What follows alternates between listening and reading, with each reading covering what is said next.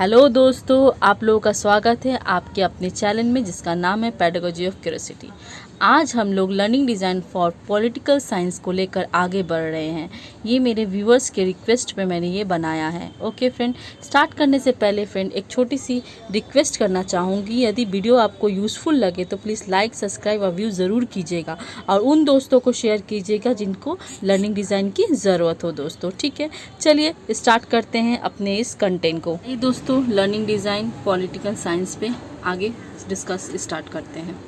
देखिए, मैं हमेशा कहती हूँ आपको, आप चारों तरफ मार्जिन लाइन टान लीजिए, उसके बाद आप एक हेडिंग दे दीजिए लर्निंग डिज़ाइन। आज देखिए मैं पॉलिटिकल साइंस पे डेमो दे रही हूँ, तो यहाँ पर मैं पॉल साइंस लिखी हूँ। आपका जितना नंबर चल रहा हो, अपना कंटेंट नंबर उसके हिसाब से यहाँ पर नंबर बैठाइएगा। फिर देखिए उसके अंदर आप क्या कीजिएगा, एक छोटा सा कॉलम बनाइएगा। ठीक है फ्रेंड, कॉलम को आप एक लाइन से दो पार्ट्स में डिवाइड कर दीजिएगा।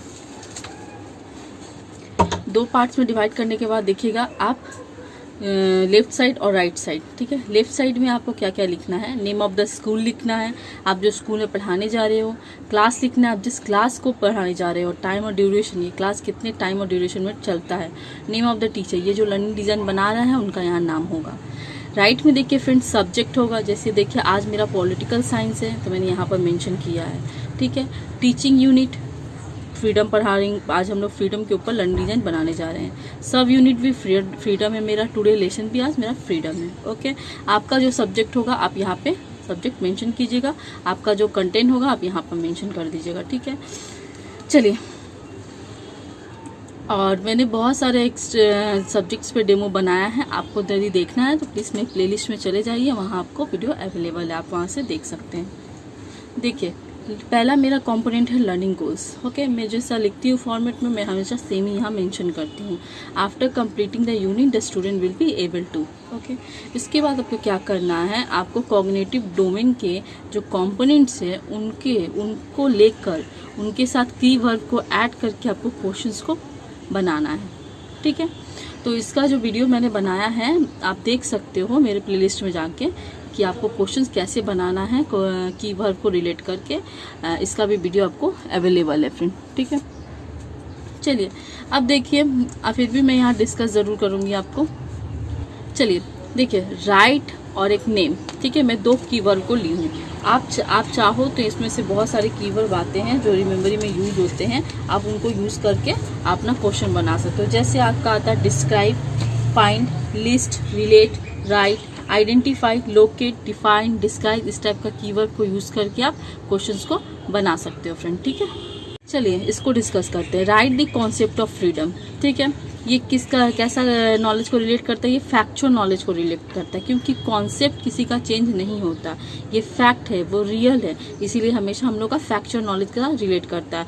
और एक बात मैं कहना चाहूँगी, यदि रिमेंबरिंग के जो कीवर्ड आप यूज़ कर रहे हो वो हमेशा फैक्चुअल नॉलेज को रिलेट कीजिएगा। ठीक है, देखिए, name the role of the state in upholding freedom of its citizen.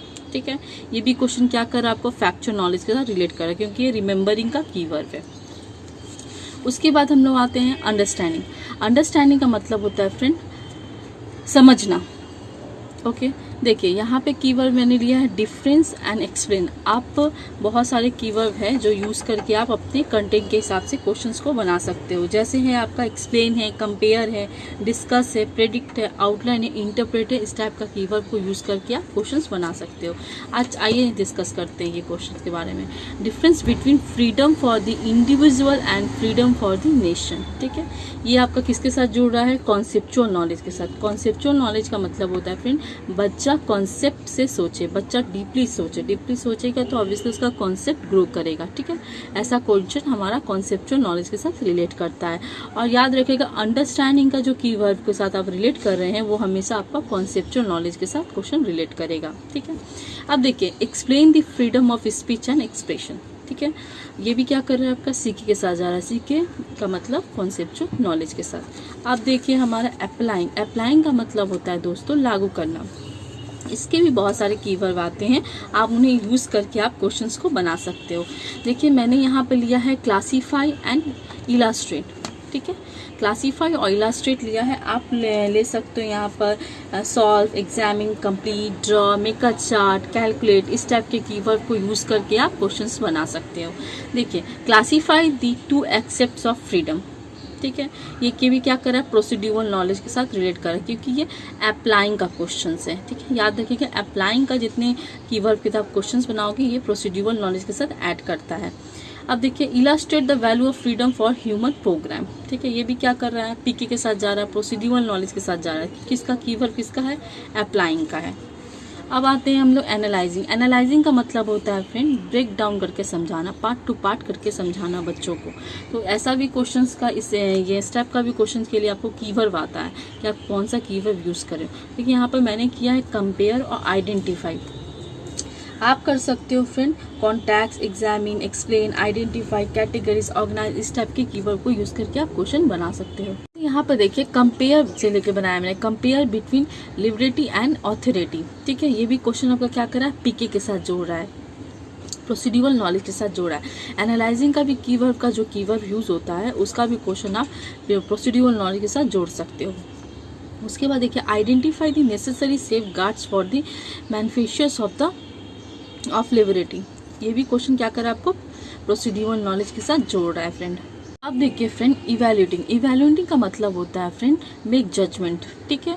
देखिए, इसके लिए भी कुछ आप कीवर्ड यूज़ कर सकते हो, जैसे मैंने यहाँ पर लिया है जस्टिफाई, ठीक है, और अग्री लिया है। आप चाहो तो यहाँ पर डिफेंड, सेलेक्ट, सपोर्ट, वैल्यूज, इस टाइप का कीवर्ड यूज़ करके क्वेश्चन बना सकते हो।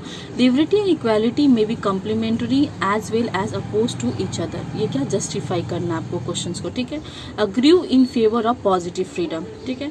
ये दोनों क्वेश्चन ही पीके के साथ जाते हैं, प्रोसीड्यूरल नॉलेज के साथ जाते हैं। फ्रेंड, एक बात कहना चाहूँगी, अप्लाइंग, एनालाइजिंग और इवैल्यूएटिंग, ये जो 3 कॉम्पोनेंट्स हैं, इसके जितने भी क्वेश्चन आप बना रहे हो आप पीके के साथ जोड़ोगे, प्रोसीड्यूरल नॉलेज के साथ जोड़ोगे फ्रेंड। चलिए अब हमारा नेक्स्ट पेज बारे में डिस्कस करते हैं। जैसे लास्ट है हमारा कंपोनेंट क्रिएटिंग का मतलब होता है फ्रेंड्स कुछ इन्वेंट करना, ठीक है, कुछ बनाना, बच्चा खुद से कुछ बनाएगा। तो इसके लिए भी कुछ कीवर्ड आते हैं, जैसे यहाँ पे आप देख रहे होंगे मैं क्रिएट ली हूँ, आप चाहो plan, invent, compose, design, construct, develop, इस टाइप के कीवर्ड को यूज़ करके आप क्वेश्चंस को बना सकते हो। देखिए, create a debate competition is girls and boys should be free to decide whom they wish to marry. Parents should not have no say. Parents should have no say in this matter. ठीक है।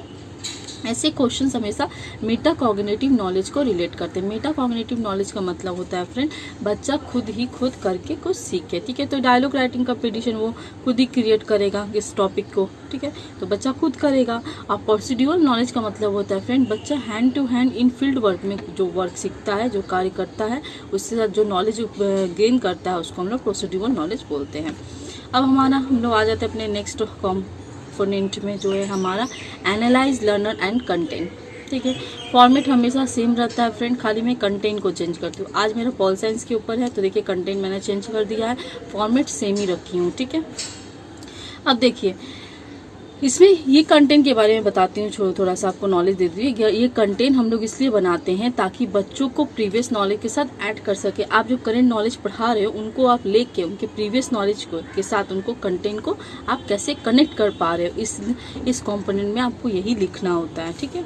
देखिए, लिखने का हमेशा format एक ही रहता है। The following questions will be asked to the students to determine their general characteristics and primary behaviour on the basis of the present lesson, ठीक है। जो प्रेजेंट लेसन है उनके साथ प्राइमरी बिहेवियर को आप ऐड कर देते हो, मतलब प्रीवियस नॉलेज। अब देखिए क्वेश्चंस आप इसमें बेसिक क्वेश्चन दीजिएगा और 1 से 4 तक दीजिएगा, उससे ज़्यादा मत दीजिएगा। और प्लस आपको यहाँ पर कोई नॉलेज से रिलेट करके क्वेश्चन नहीं देना है, आप सिर्फ सिंपल क्वेश्चंस यहाँ पर बेसिक क्वेश्चंस आप उठा सकते हो, ठीक है। यहाँ पर देखिए what do you mean by about Nelson Mandela, ठीक है। नेल्सन मंडेला एक क्रांतिकारक थे। उन्होंने साउथ अफ्रीका में एक अपनी हिस्ट्री पढ़ा होगा, साउथ अफ्रीका में उन्होंने जाति भेद रंग भेद को लेके लड़ा था, ठीक है, ताकि उनको इंसाफ दिलाने के लिए, ठीक है। काले या गोरे जो जाति भेद वहाँ हुआ करता था उनको इंसाफ दिलाने के लिए नेल्सन मंडेला ने वहाँ पर क्रांति किया था। अब देखिए name the autobiography of Nelson Mandela, ठीक है। नेल्सन मंडेला के जो ऑटोबायोग्राफी नाम है उनका, इनके बारे में वहाँ दिया गया है, इनके बारे में, उनका जन्म के बारे में, उनका जितना क्रांति किए हैं वो सब बायोग्राफी लिखा गया है, उनका नाम क्या है, ठीक है, पूछेंगे बच्चों से। इसी के साथ जोड़ते हुए आप उनको फ्रीडम के बारे में समझाओगे, क्योंकि उन्होंने फ्रीडम के बारे में ये चीज़ किया था, लड़ा था, ठीक है, मूवमेंट किया था।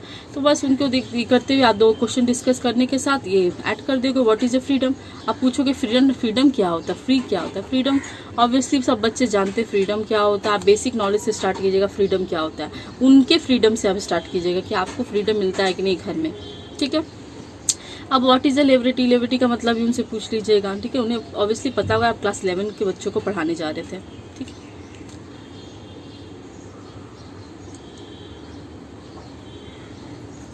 ओके, अब आते हैं हम लोग अपने सबसे इजी कंपोनेंट में, जो है हमारा develop and select learning materials. Okay, देखिए इसमें हम 2 भाग्स में डिवाइड करते हैं, 2 पार्ट्स में इसको डिवाइड कर देते हैं। पहला पार्ट्स आपका क्या है, जनरल लर्निंग मटेरियल, दूसरा स्पेसिफिक लर्निंग मटेरियल्स। जनरल में आप वो लिखते हैं जो आप क्लासरूम में यूज़ करते हो, जैसे कि आपका चौक है, ब्लैक बोर्ड है, डस्टर है, स्कूल बुक है, ठीक है। क्लासरूम में आप ये सब यूज़ करते हो जो अवेलेबल रहता है आपका। स्पेसिफिक में आपको क्या लिखना होता है, जो आप स्पेशल ले जाते हो बच्चों के लिए, ठीक है।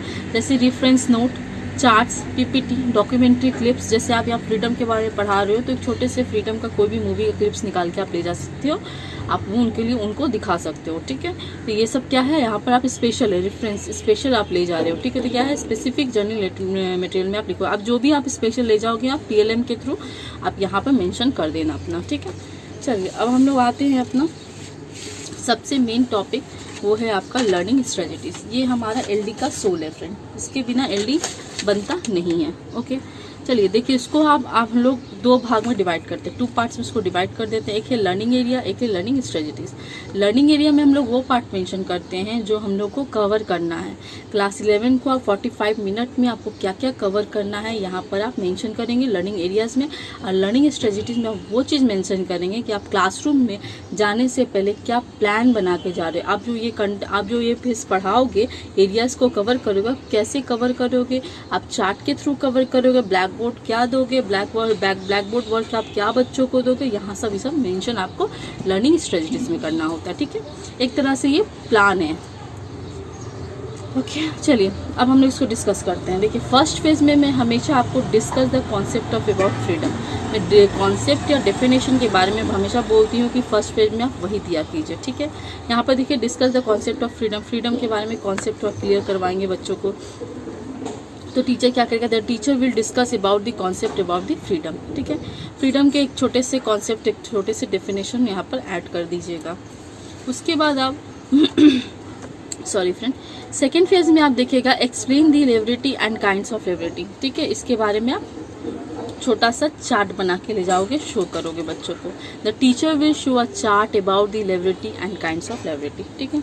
देखिए चार्ट मैंने बनाया है छोटा सा, यहाँ पे छोटा सा जगह में पुट करने के लिए। जैसे आपके पास कम स्पेस हो, आप चाहो पेज कम से कम यूज़ करो, तो आप ऐसा छोटा सा चार्ट, देखिए देखने में छोटा है पर ये चार्ट छोटा नहीं है फ्रेंड, ठीक है। यहाँ से खोलेंगे, इसको पूरा देखिए कवर करेगा आपका। काइंड्स ऑफ लिबर्टी, नेचुरल है, सोशल्स है, ठीक है, मॉरल है, पर्सनल है, इकोनॉमिक है, ओके। उसके बाद देखिए डोमेस्टिक है ना, लास्ट वन इज नेशनल। तो स्टेप्स आप यहाँ पर बना सकते हो, ठीक है। अब देखिए इसको ऐसे करके, आप ऐसे करके, इसको ऐसे करके, ऐसे करके आप फोल्ड कर दीजिए, हो गया। इसके बाद क्या करेगा टीचर, इसके बाद the student will ask questions after the discussion the liberty and kinds of liberty and get clear idea by the teacher, ठीक है। डिस्कस करेगा और टीचर के थ्रू क्या करेगा, अपना आइडिया को क्लियर करेगा। इसके बाद देखिए थर्ड फेज में आप हमेशा याद रखिएगा, थर्ड फेज में आपको बोर्ड वर्क देना, ठीक है, बोर्ड वर्क देना है। अब देखिए क्या करना है, थर्ड फेज में आप पढ़ाते हो डिस्कस 2 एक्सेप्ट्स ऑफ फ्रीडम, ठीक है।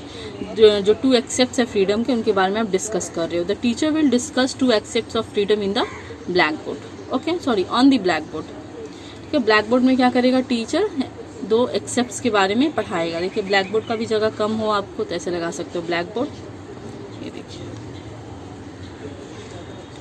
ठीक है। पॉजिटिव एंड नेगेटिव 2 एक्सेप्ट्स होते हैं उनके बारे में आपने डिस्कस कर किया ब्लैक बोर्ड के थ्रू, आप बच्चों को डिस्कस कर रहे हो। ओके, अब देखिए हम उसको फिर फोल्ड कर दो ऐसे।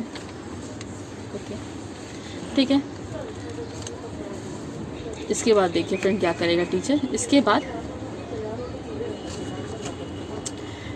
देखिए जो मैं हमेशा लिखती हूँ, the teacher will explain to accept of freedom with discussion method और through active participation of the student. ठीक है, टीचर क्या करेगा, टू एक्सेप्ट जो फ्रीडम के दो एक्सेप्ट है उनको डिस्कशन मेथड के थ्रू एक्सप्लेन कर देगा, और बच्चे क्या करेंगे, पार्टिसिपेट करेंगे, एक्टिव पार्टिसिपेट करेंगे स्टूडेंट के साथ, सॉरी टीचर के साथ एक्टिव पार्टिसिपेट करेंगे। ठीक है फ्रेंड, ये था हमारा स्ट्रेटजी के बारे में। अब इसके बाद आपने ये पढ़ा लिया। ओके, इसको पढ़ाने के बाद आप यूनिट पढ़ाने के बाद आप ज़रूर देखना चाहोगे कि आपके टीचिंग कितने इफेक्टिव थे, कि बच्चों को समझ में आया कि नहीं आया आपने जो पढ़ाया। ठीक है, तो उसके लिए आप क्या करोगे, छोटा मोटा क्लासरूम में तो आप छोटे मोटे कम्युनिकेशन के थ्रू क्वेश्चन आंसर कर लोगे, पर आपको एलडी में कैसे दिखाना है, एलडी में आपको डिज़ाइन फॉर इवैल्यूएशंस के हेडिंग के अंदर एक वर्कशीट बनाना है फ्रेंड। ठीक है, 10 मार्क्स का वर्कशीट बनाइएगा, उससे ज़्यादा मत बनाइएगा। ठीक है, और सब छोटे छोटे क्वेश्चन रखिएगा, और इसमें आपको नॉलेज को रिलेट करके क्वेश्चन रखना है, मैंने factual knowledge, procedural knowledge, conceptual, metacognitive, जितने नॉलेज है 4 नॉलेज है, उनको कनेक्ट करके यहाँ पे क्वेश्चंस को आपको मेंशन करना है। ठीक है, देखिए शॉर्ट आंसर दिए हैं मैंने, एक छोटा सा शॉर्ट आंसर दे दिया है इसमें, जो मेरा में है फैक्चुअल नॉलेज को रिलेट करता है। ठीक है, फिर 3 शॉर्ट आंसर मैं दी हूँ जो फैक्चुअल नॉलेज, प्रोसीड्यूरल नॉलेज और प्रोसीड्यूरल नॉलेज को रिलेट कर रहा है। ठीक है, अब देखिए एमसीक्यू क्वेश्चंस है, एमसीक्यू क्वेश्चंस आपका कॉन्सेप्चुअल नॉलेज और कॉन्सेप्चुअल नॉलेज के साथ सूट कर रहा है, तो हो गया ना, टोटल मैं 10 मार्क्स का एमसीक्यू वर्कशीट बना चुकी हूँ। ठीक है, आपको अपने इच्छे के अनुसार बनाना है, या फिलिंग द ब्लैंक्स देना है तो दे सकते हो, मैच द फॉलोइंग देना है तो दे सकते हो, बस आप नॉलेज को कनेक्ट करके देना। ठीक है, नॉलेज वाला ही क्वेश्चन इसमें ढालना, सिंपल क्वेश्चन मत दीजिएगा। अब ये क्वेश्चंस करने के बाद, ये वर्कशीट करने के बाद आप देखोगे कितने बच्चों को समझ में आया कि नहीं आया। जिन बच्चों को समझ में नहीं आया आप क्या करोगे, उनके लिए रेमेडियल क्लासेस प्रोवाइड कराओगे। ठीक है फ्रेंड, रेमेडियल क्लासेस ही को हम लोग आगे एक्स्ट्रा क्लासेस बोलते थे। ठीक है, अब जो नया करिकुलम के हिसाब से आया है, यहाँ पर रेमेडियल क्लासेस ऐड कर दिया गया है। अब बहुत सारे स्कूल में देखोगे, रूटीन जब बनाओगे आप, टाइम टेबल्स जब बनाओगे 4th सेम में, तो आप वहाँ पे देख पाओगे कि बहुत सारे जो स्कूल है अपने रूटीन में, वहाँ पर फ्राइडे या सैटरडे को 2 पीरियड वहाँ मेंशन करते हैं जो आपका रेमेडियल क्लासेस बोल के रहता है। ठीक है, ये ज़रूरी है देना भी, ताकि आप वीकली जो पढ़ा रहे हो, बच्चों को समझ में नहीं आता वहाँ बच्चे जो बच्चे को समझ नहीं आता वहाँ पर टीचर उन्हें रेमेडियल क्लासेस के थ्रू समझाते हैं, जो वीकली पढ़ाई किया होता है। ठीक है, तो आप एलडी में आप क्या लिखोगे, एलडी में लिखने का तरीका, diagnosis for remedial classes, if there is any need of remedial class then the teacher will arrange it according to the needs. उनके नीड्स के हिसाब से टीचर क्या करेगा, रेमेडियल क्लासेस प्रोवाइड करवाएगा। ओके फ्रेंड, हमें सपोर्ट करने के लिए फ्रेंड बहुत बहुत शुक्रिया, और हमारे चैनल के साथ जुड़ने के लिए बहुत बहुत धन्यवाद। आप यूं ही हमारे साथ जुड़े रहिए, और हम भी आपके लिए यूं ही लर्निंग डिज़ाइन बनाते रहेंगे। Okay friend, thank you so much.